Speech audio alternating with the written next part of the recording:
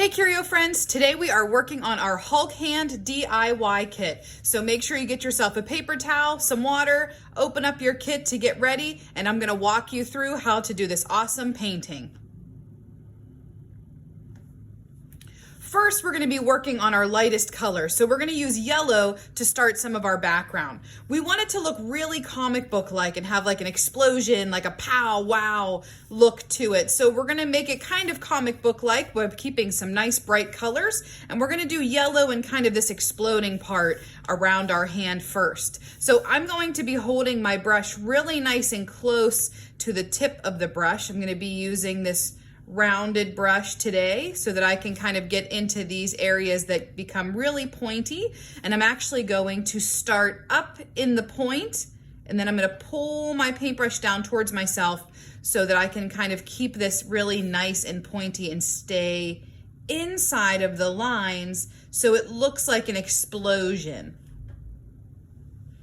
I'm going to outline this shape first, as I normally like to do in most of my videos, because then it helps so that I don't have to worry about painting outside of the lines as much whenever I'm doing the whole entire rest of the shape and the color. So I'm kind of getting the harder part out of the way first and then making it easier for myself later on. So each time I have kind of this pointed triangle shape, I'm gonna start in the point and pull my paintbrush down on one side, start back in the point again and pull my paintbrush down towards myself this way.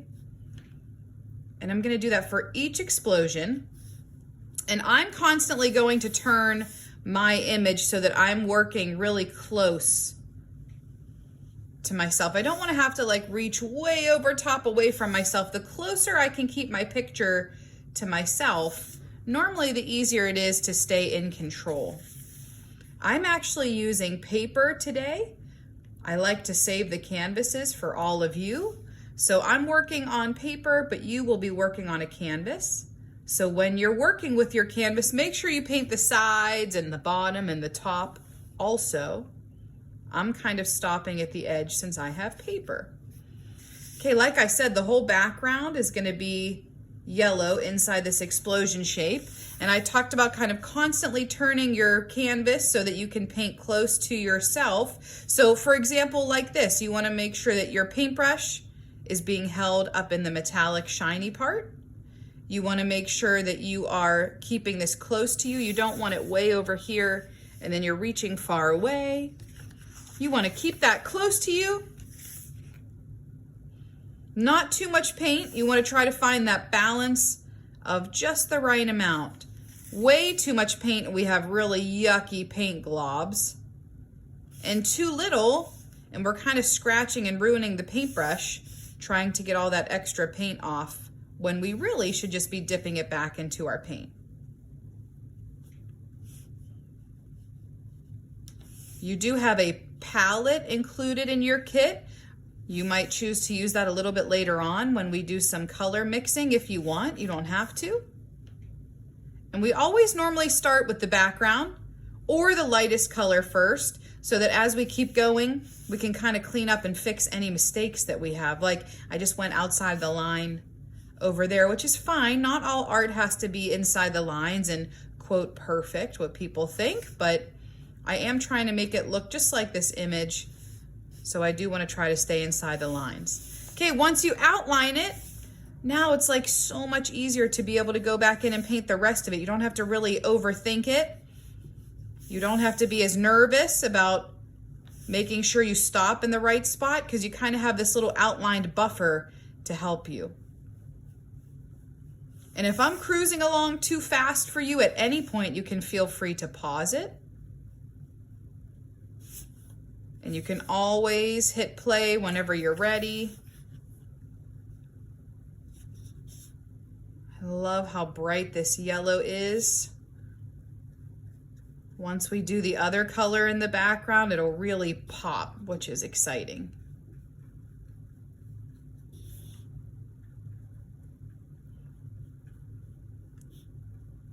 Comic books have a really neat look to them. They're very action-packed. They have like those nice thick black outlines. It's a really neat way of kind of being cartoon but lifelike at the same time. A lot of times they have really neat action words beside things. So we're kind of doing a little mix of all those different ideas in this painting today. It's a simple picture, but it's going to pack a big punch. It's going to be really nice and bright. You're going to know what it is from across the room, and it'll turn out really neat. Now that you have your yellow done, you're going to wash your paintbrush out. Make sure you're putting your paintbrush into your water, and you're kind of bumping it right against the bottom, giving it a little swish back and forth. And one of the most important things is drying off your brush too. If your brush stays really wet, you have lots of like oozing, kind of watery paint all over the place, and it's a little bit hard to control that. So we're going to be doing the inside of our Hulk hand now, green, because that's the color that the Hulk turns. This area is our really thick black outline. So if you do get some paint inside of these big black kind of outline areas, that's fine, because we know that black will be able to cover over it. But I'm going to go one section at a time. And I'm going to continue doing the exact same thing I did for the background, where I'm going to outline first, and I'm going to do one spot at a time so it doesn't get too confusing. But like I said, if you accidentally paint over a section that was supposed to be black, it's fine. The black will cover this green. So our Hulk's hand is, let me see it like this. He's kind of has this fist like this. So these are our knuckles, our fingers that are kind of curved, and then our knuckles at the top.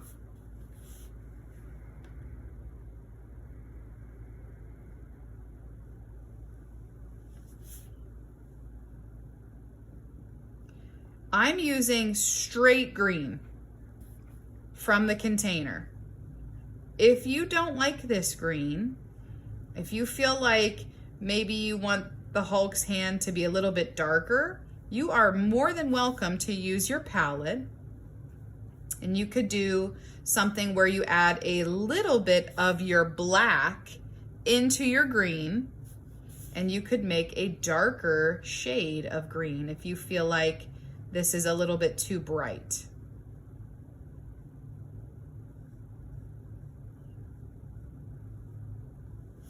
If you're a younger artist, you can always ask a grown-up to outline spots for you, and then you can go back in and color in the bigger spots. But if you take your time, I'm sure you can handle it.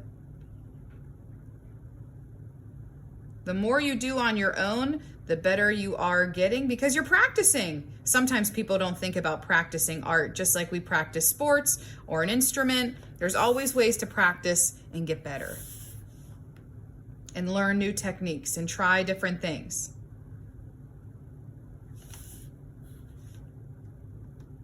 So in those little tiny parts, I'm going to use my paintbrush tip first and then pull away. Like put my little paintbrush in there first, then pull away. And that helps to get in between all those little bit smaller lines. And like I said, no big deal. If you paint over top of them a little bit, it's totally fine. That's why we kind of go from lightest to darkest, so that we can always correct different things as we continue on to use some of our darker colors.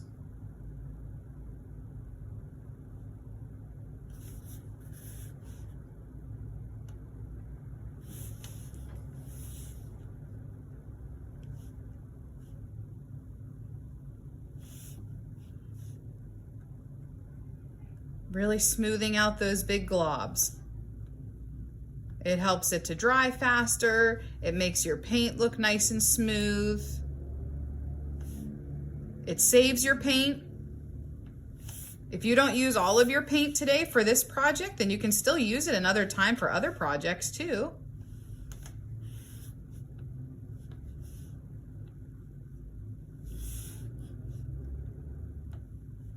And I always, like I said, continue to outline every part of what I do. It just helps to make it easier for when you're painting in the rest of it. Then you don't really have to think as hard about areas that you're supposed to stop painting in. And don't forget to turn your picture so you're working close to yourself. I'm a pretty quick painter because I've been painting for a long time. So I might be going really fast compared to you. And you can absolutely slow down and pause. You can even decide to do one part in one day and then come back to it another day. This doesn't have to be something that you finish all at once.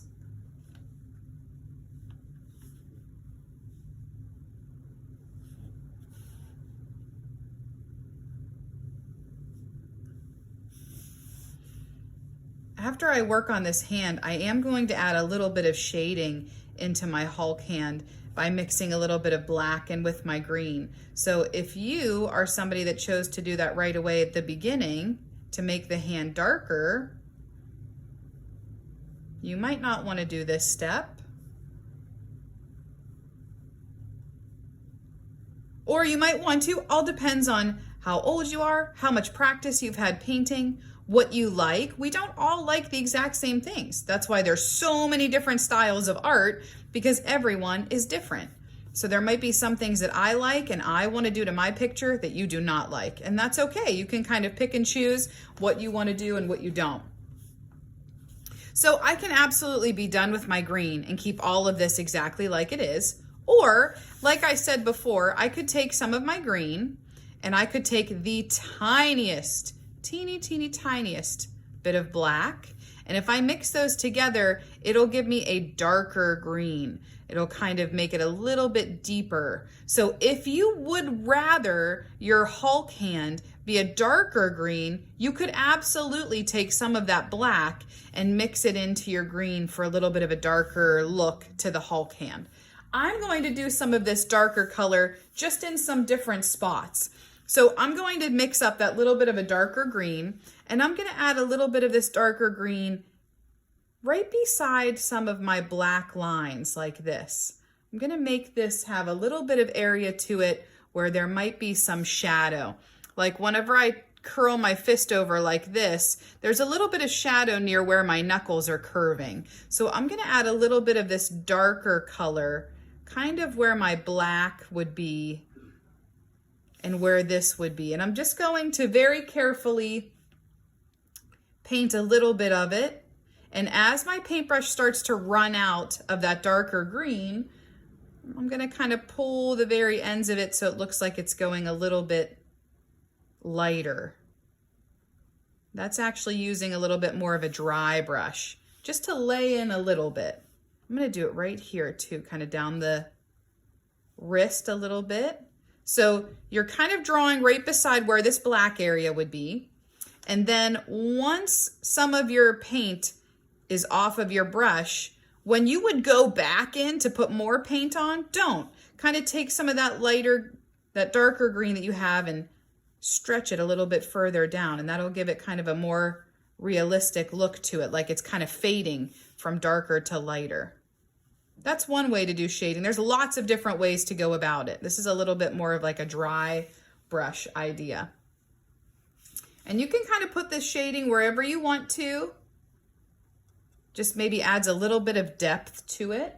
Makes it look a little bit more interesting to look at. Oh, I accidentally got some purple in my green while I was painting it. If that happens to you, if you make a mistake like that, you can actually, if you take your paintbrush while it's still wet, while your paint's still wet and get some water on there, you can actually pick up some of that paint that you made a mistake with. Whew, good thing I was able to catch that. Look, right there, you can totally tell I bumped the purple. I must be excited to get to it.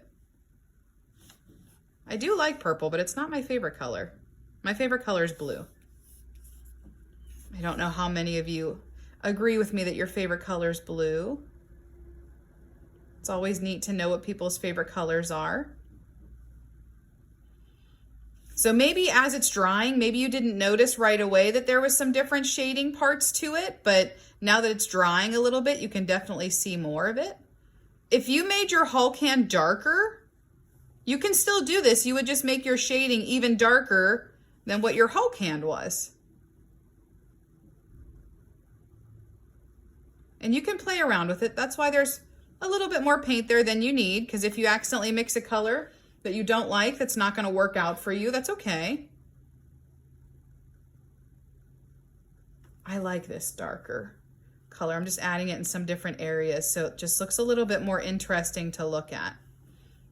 And I just have a little bit on my brush and I'm kind of scratching it on there just a little bit in some spots. You don't have to do it all over, because obviously if I painted it all again with this darker color, then it would just look like it was painted darker.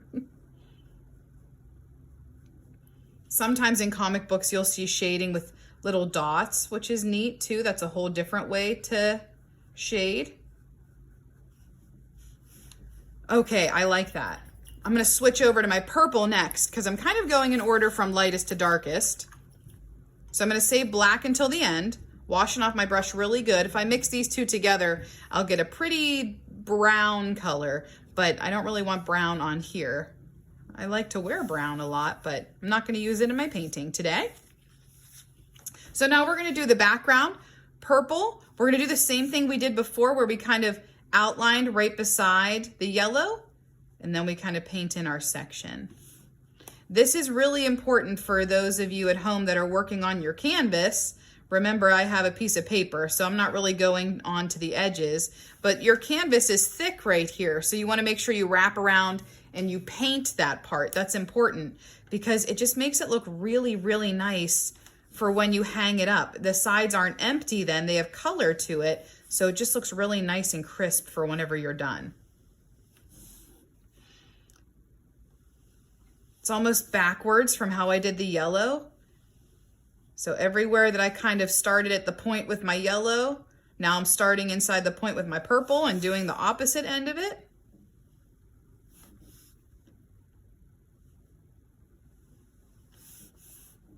I've been using this same brush the whole time. If you have different brushes at home, or if you want to pick up a set of brushes at Curio, you could use different brushes here too. I would still recommend outlining with this smaller round brush, but once we get to the point where we could color all of this in, you could switch to a larger brush to make it go a little faster.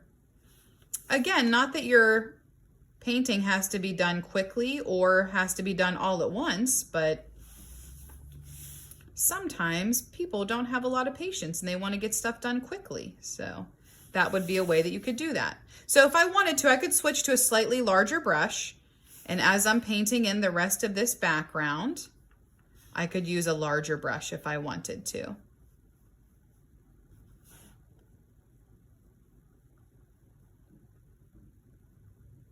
I could also choose to make this entire background straight purple, or down here, when this purple is still wet, right down here, all this purple is still wet. What I could do if I wanted to, I could take the tiniest bit of black without washing my brush, and I could mix in a little bit of black right here, and I could make it kind of look like it was fading from lighter purple to a darker, deeper purple if I wanted to. Now that it's a lot of black, I'm gonna go back into my purple and kind of make it a little lighter where the edges are here still. So that's something you could do if you want to. I'm gonna wash my brush off since I'm gonna go straight back to the regular purple and kind of get that darker off. You don't have to do that. You could just paint everything with this regular purple if you want, or if you wanted to make it look a little bit darker, kind of, I don't want to say dirty, but you know, kind of make it have that deeper shading to it, you could definitely do that.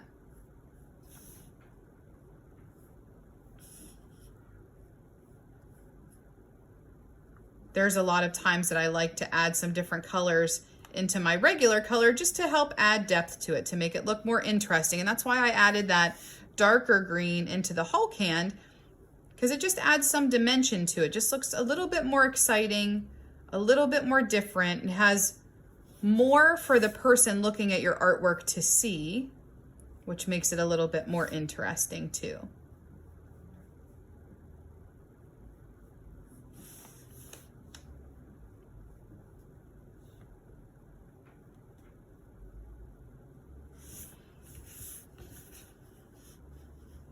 If you add a little bit of black to your purple, careful that it doesn't get too dark, because we still want to use regular black to outline some stuff and add some dimension to it too.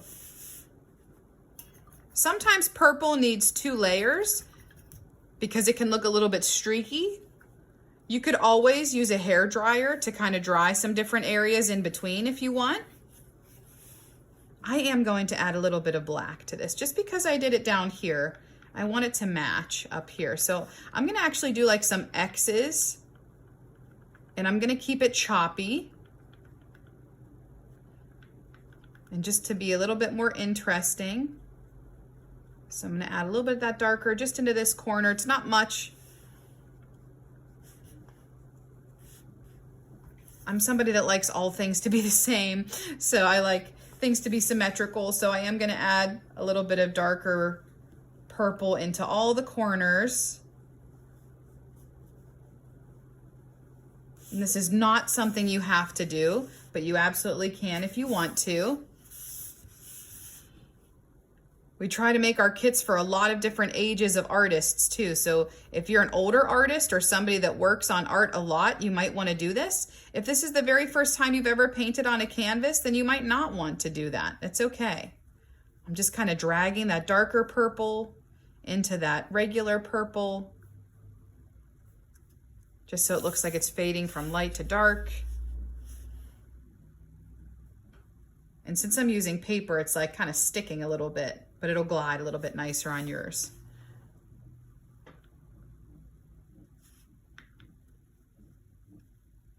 All right, so now I'm gonna jump in with the black.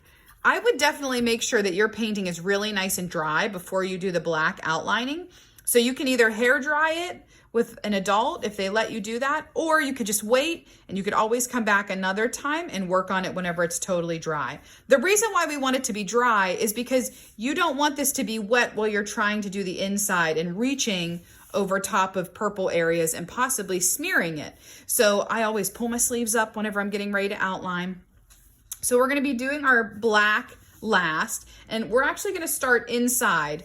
If I start on the outside, then I have to reach over top of the wet black paint to be able to get to it. So I don't want to paint the outside with black first. I want to do the inside so that I can kind of go from the inside out without getting myself all messy. And with these little wrinkles, I'm going to start out towards the edge so that this is kind of skinniest. And then I'm going to go back towards the inside. These are kind of creases or folds in the skin. So we want these areas where it's coming kind of to these little points to stay very, very thin. So a good brush that all the bristles are nicely together. Holding this up in the silver part so you have lots of control on it. Those are all things that will help you to be able to get those really nice tiny lines. So I'm starting further away and pulling back into the rest of the shape. So starting away and then pulling up into the rest of the shape.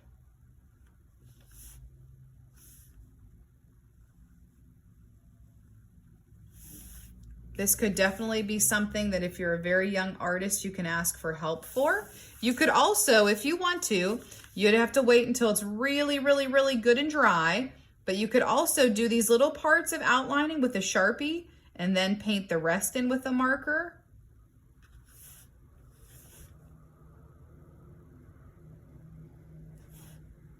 I think I said that backwards. You wouldn't paint it in with a marker. You'd be drawing or coloring it in with a marker.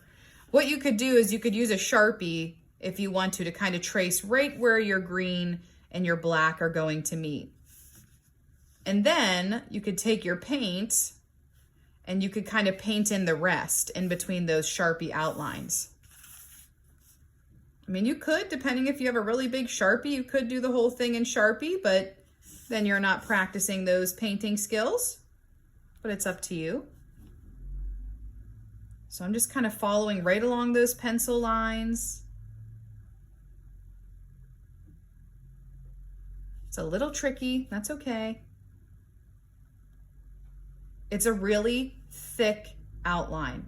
So if you're not doing it the way that I do and you're doing something like this and you're outlining it like that, that's okay too.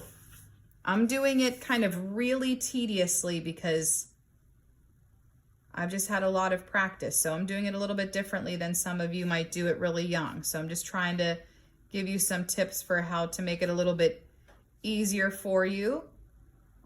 I know that some of you can be very critical, meaning that you want it to be perfect, which is something that we have to try to stay away from. Things are not going to be perfect. When we want things to be perfect, we take a photo of it. Then we have a perfect idea of what something looked like or how something happened. Or we could record it, and then we know exactly what happened. But when you're painting, it's okay to have areas that are not perfect. It's okay to give the person looking at your picture an idea of what you were making or working on. It's okay to make the person looking at your picture ask questions about it. So we want to try to stay away from the idea that if your project looks perfect, then you're a good artist. And if your picture's not perfect, then you're not. Because that's not true. A big part of making art is that you should be having fun while you're doing it. And you should be learning different things.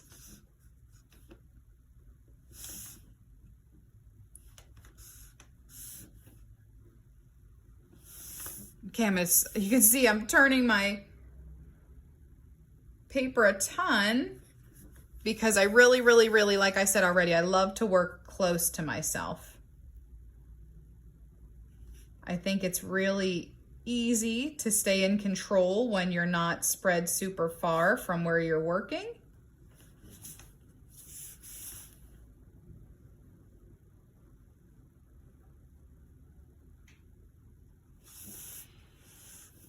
I always pull my brush down when I'm painting. If you do the opposite and you kind of push your brush and you go up, it's going to make your outline really wide, and you're not going to have a lot of control over it. All right, whew, tough part's finished. Now we get to have a little bit more fun. We're going to do an outline around our kind of fist bumping up that's like, poof. So this can be as hard or as easy as you want to make it. You could sit there and you could very tediously trace over every single part of it in between. If that's how you want it to look, you can absolutely do that. And I normally do it with starting in the middle and pulling out towards the edge, turning my canvas or paper. Start in the middle, pull out towards the edge. And I kind of do that like this the whole way. You could do something where you only put a line on some of the areas just to make it look a little bit different or interesting. You could do something like that where you only put it on some. I love how things look outlined, so I'm going to outline everything because that's me. But I'm always starting in the middle and pulling out towards the edge. Even in those tiny spots, it helps to just make the difference between your yellow and your purple really bright. And it kind of brings it back to that idea of a comic book where everything's outlined in a black line. Really crisp pictures. And you can be done, or you can add a few more pieces in, kind of making it look like things are kind of exploding. These lines are meant to give the idea of movement, that there is power, things are being pushed and moving, and it kind of shows the Hulk's strength like that. So you could kind of give these little lines coming out to make it look like it's like, pow, there's that huge explosion happening, and everything's kind of getting pushed out away from the picture. You could even do something where you could add like a couple lines like this to make it look like his hand is going up. Those are some different ways that I would finish it off, but it's totally up to you. This is your picture, and I want you to make sure that you're happy with it and you love it. So if there's anything else you feel like you need to do, then definitely do that. But this is our Hulk hand DIY kit. I hope that when you're done, you'll take pictures of it and you'll tag us on Facebook and Instagram at Curio Cool. If you like this video and you'd like to be notified for more, make sure you subscribe to our channel for all the cool different new videos, tips, and tricks we have. See ya.